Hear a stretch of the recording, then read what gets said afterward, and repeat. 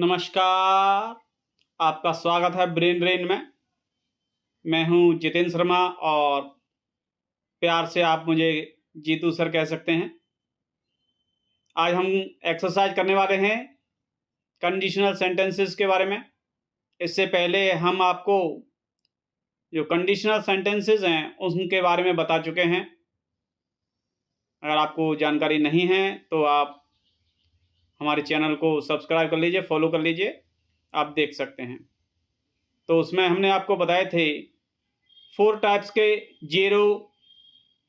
के conditional sentences. उसमें एक सबसे पहले आता है जीरो कंडीशनल सेंटेंस। ये किस टाइप का होता है तो देखिएगा, इसमें जो दोनों सेंटेंस होते हैं, एक जो शर्त बताता है वो और एक मेन क्लॉज, दोनों ही प्रेजेंट टेंस में होते हैं, हिंदी में भी और इंग्लिश में भी। और ये शो क्या करता है? जनरल ट्रुथ्स बताता है, ये हमें हैबिट्स बताता है। तो इफ वाला जो सबऑर्डिनेटिंग कंजक्शन से स्टार्ट होने वाला सबऑर्डिनेट क्लॉज है, वो इफ प्लस सिंपल प्रेजेंट, और दूसरा जो मेन क्लॉज है वो भी सिंपल प्रेजेंट टेंस से बनता है।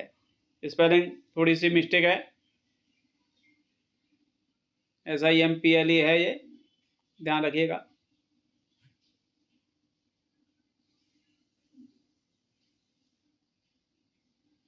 तो ये सिंपल है, ठीक है। तो देखिएगा सेंटेंस कैसे होते हैं, इसको आप देख लीजिए जरा, किस तरह की ये जो है आपको शर्त बताएगा।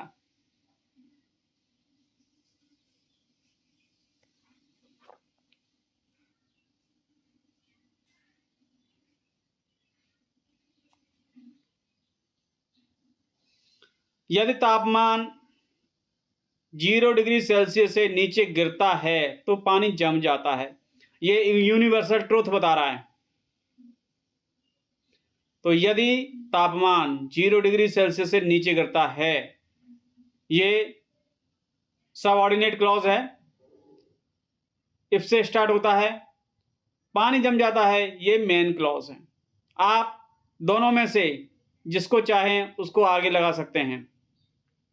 यदि वाला सेंटेंस अगर हम आगे लगाते हैं तो जो ये है लिखा हुआ है, तो उसके लिए कोई इंग्लिश नहीं लगती, सिर्फ कॉमा लगता है।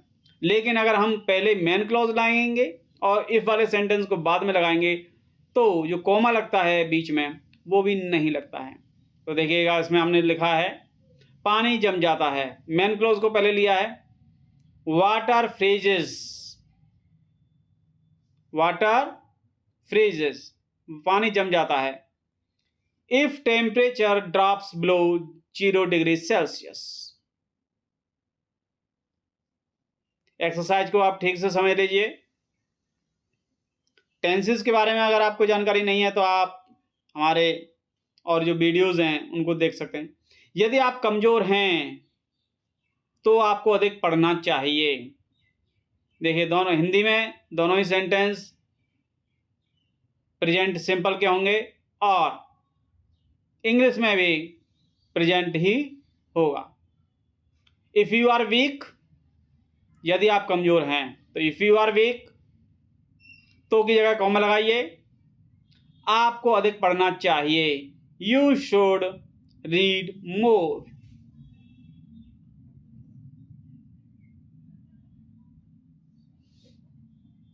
नेक्स्ट सेंटेंस ले लेते हैं। अगर बारिश हो तो छाता ले लेना। ये बता रहा है कि सावधानी भी रखनी है। शर्त तो यही शर्त है, अगर बारिश हो तो सावधानी क्या रखनी है? छाता ले लेना। तो ऐसे सेंटेंसेस में आप इन केस का यूज कर लीजिएगा। मेन क्लॉज को पहले लगा लेंगे, छाता ले लेना, टेक एन अम्ब्रेला। अगर, तो अगर यहां पर इफ भी लगा सकते हैं और इन केस ज्यादा अच्छा मालूम पड़ता है। तो इन केस इट रेन्स, अगर बारिश हो तो छाता ले लेना। तो take an umbrella in case it rains.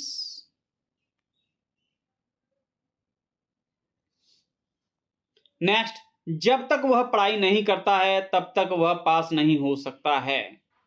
तो ऐसे सेंटेंस जब आते हैं जब तक तब तक, इसमें अगर भी लगा सकते हैं आप, अगर, तो अनलेस और अनटिल का यूज होता है।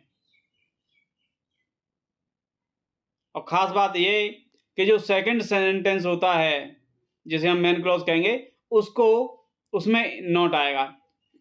तो जिसमें शर्त लगा रखी है उसमें अनटिल और अनलेस का यूज होगा, और मेन क्लॉज है उसमें नॉट का यूज होगा।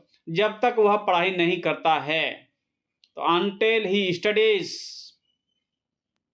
तब तक के लिए सिर्फ कॉमा लगेगा, जैसे तो के लिए लगता है। वह पास नहीं हो सकता है, ही कैन नॉट पास। समझ लीजिएगा ठीक से।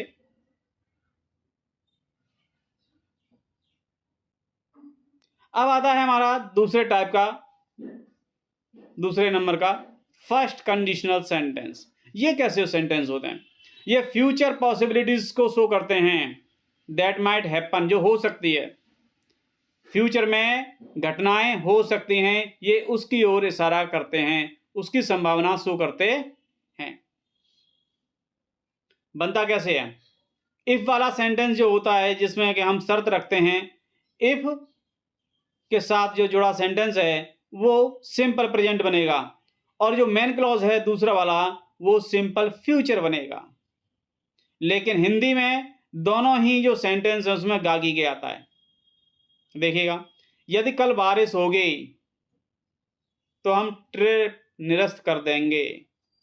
ध्यान से देख लीजिएगा, होगी दोनों सेंटेंस में है, यदि बारिश होगी इसमें भी गागी है, हम ट्रिप निरस्त कर देंगे इसमें भी गागी है। लेकिन जब इसे ट्रांसलेट करते हैं इंग्लिश में, तो जो इफ वाला है सेंटेंस जिसमें इफ जुड़ा हुआ है, जिसमें शर्त लगी हुई है, जिसे हम सबऑर्डिनेट क्लॉज कहते हैं, उसे हम सिंपल प्रेजेंट में बनाएंगे, और जो मेन क्लॉज है उसे हम सिंपल फ्यूचर में बनाएंगे। दोनों को ध्यान से देखिएगा। यदि कल बारिश होगी, if it rains tomorrow we will cancel the trip. Main clause है, हम ट्रिप निरस्त कर देंगे, we will cancel the trip. यदि वह आएगा तो मैं खुश होऊंगा, if he comes I will be happy. इनको आप फ्लिप भी कर सकते हैं, पीछे वाला जो मेन क्लॉज है उसको आगे लगा सकते हैं। जैसे आई will be happy if he comes, तो फिर कॉमा नहीं लगाते हैं। नेक्स्ट, यदि तुम पुरस्कार जीतोगे तो मैं तुम्हें साइकिल दूंगा।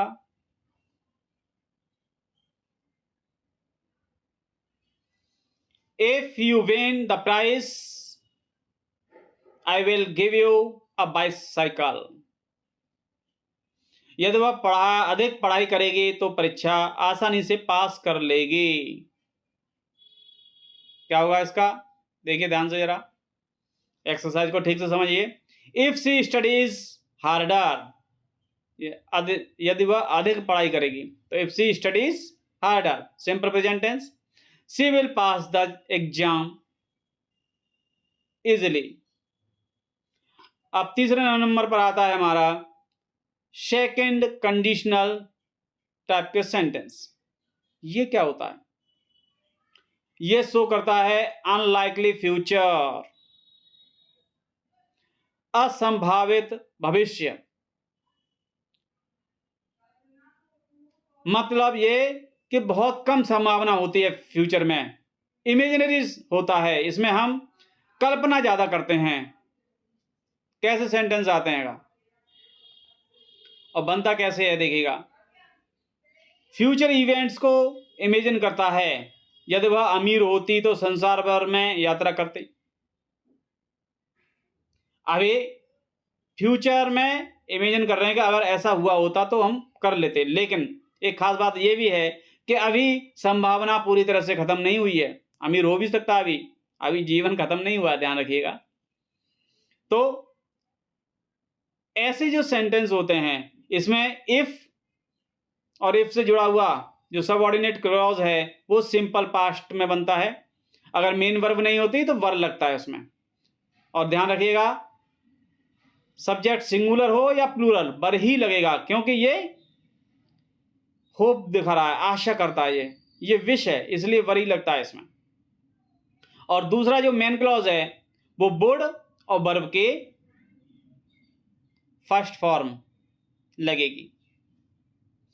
यदि वह अमीर होते तो संसार की यात्रा करती। इफ सी वर रिच, तो सी के साथ यहां वर आया, ये इस पॉइंट को जरा ध्यान से नोट कर लीजिएगा। इफ सी वर रिच तो क्या करती, she would travel around the world. तो सी इसके साथ वुड और वर्ब की फर्स्ट फॉर्म ट्रेवल, तो वुड और वर्ब की फर्स्ट फॉर्म इस तरह से आता है। If she were rich, comma तो की जगह पर she would travel around the world. अगर मैं डॉक्टर होता तो गरीबों का इलाज मुफ्त करता। If I were a doctor I would treat poor people for free. यदि मौसम अच्छा होता तो हम पिकनिक पर जाते।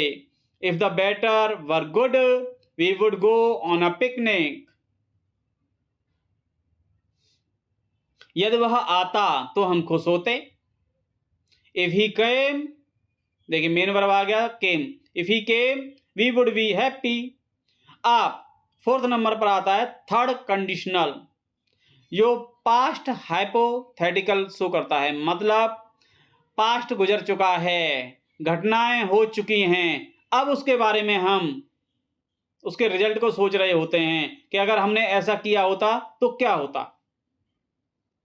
तो इसमें इफ वाला जो सेंटेंस है इफ के साथ जुड़ा हुआ वो पास्ट परफेक्ट में बनता है। पास्ट परफेक्ट आप जानते ही होंगे, हैड प्लस वर्ब की थर्ड फॉर्म, और जो मेन क्लॉज है वो वुड हैव प्लस वर्ब की थर्ड फॉर्म। यदि मैंने उसे बुलाया होता तो वह मुझसे मिलने आता। अब देखिए पास्ट गुजर चुका है, उसने उसे बुलाया नहीं है और नहीं वो मिलने आया है, लेकिन अब वो सोच रहा है, इसी को कहते हैं पास्ट हाइपोथेटिकल। मतलब जो भूतकाल में घटना घटित हो चुकी है, जो अब फिर से नहीं हो सकती, उसके बारे में, उसके रिजल्ट के बारे में बताना। असंभावित भूत, क्योंकि अब ये संभावना खत्म, काम खत्म हो चुका है। If I had called him, अगर मैंने उसे बुलाया होता, if I had called him तो he would have come to meet me. ये हटाइए से। If she had taken that job, देखिएगा दूसरा क्या है, if she had taken that job she would have been happier.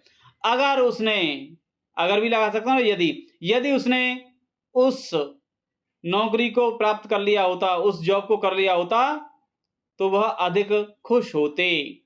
न तो उसने जॉब प्राप्त किया, ना वो खुश हो सकती है, लेकिन सोच रहा है, सोचा जा रहा है। If she had taken that job she would have been happier. अगर आप आए होते तो हम खुश हुए होते। देखिए पास्ट निकल गया है, वो आए नहीं। अगर आप आए होते तो हम खुश हुए होते। If you had come we would have been happy. तो यहां बीन जो है वर्ब की थर्ड फॉर्म है, बी की ई की, ध्यान रखिएगा। अगर उसने मुझे कहा होता तो मैं उसकी सहायता करता। न उसने कहा न उसने सहायता की, लेकिन सोचा जा रहा है। If she had told me I would have helped हर। तो ये रही आपकी पूरी एक्सरसाइज। इसके बाद और भी हम एक्सरसाइज देंगे जिससे आप अच्छे से ये जो कंडीशनल सेंटेंस हैं उनको समझ जाएं। अगर आपने चैनल को फॉलो नहीं किया है, सब्सक्राइब नहीं किया है तो कर लीजिए, इसमें कोई बुराई नहीं है, आपको चीज़ें सीखने को मिलती रहेंगी। धन्यवाद।